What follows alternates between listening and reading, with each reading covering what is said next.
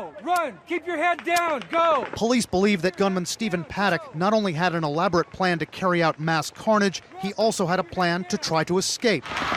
Investigators now say they have a clearer timeline of just what happened Sunday night. The shooting began 3 minutes earlier than thought, at 10:05 p.m., and lasted for 10 terrifying minutes. This newly released video shows victims fleeing along Las Vegas Boulevard, still in the line of fire. 32 stories up, at 10:17 p.m., the first police officers on the scene arrive in a hallway like this one and find security guard Jesus Campos shot in the leg. Police say it's this first interaction that suggests Paddock was not planning to die in his suite. Did you see any evidence that he planned to survive this or try to escape? Yes. Can you tell us what that is? What's that? I can't tell you. Police now say Paddock had barricaded the stairwell next to his door, similar to this one, and had set up an elaborate system to monitor the hallway, including more cameras than first thought. 2 on this cart, 1 in the door's peephole, and another inside the room. They say when he saw Campos on a screen, he unloaded more than 200 bullets, some through the door, into the hallway. I believe because of his countermeasures placed in the peephole and in the hallway, he observed the security guard, and he was in fear that he was about to be breached. At that point, police say Paddock stops firing on the crowd.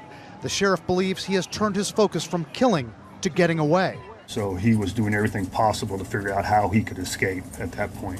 His concern was personal concern versus what was occurring down below him. Paddock's car was stocked with 1,600 more bullets and 50 pounds of tannerite, a chemical compound that could have caused a large explosion.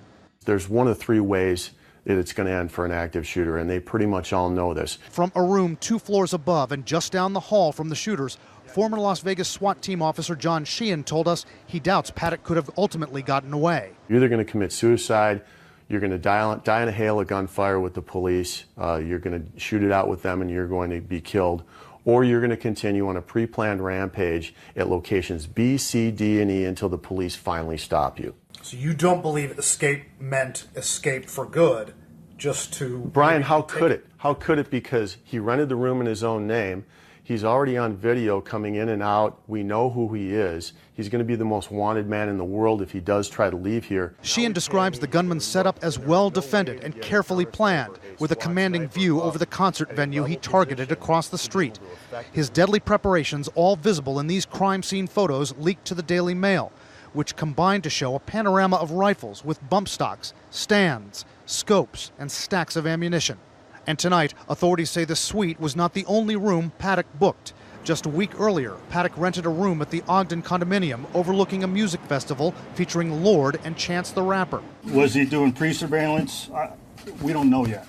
A Chicago hotel overlooking the Lollapalooza concert also says in August, someone named Stephen Paddock reserved a room during the festival, although he never checked in.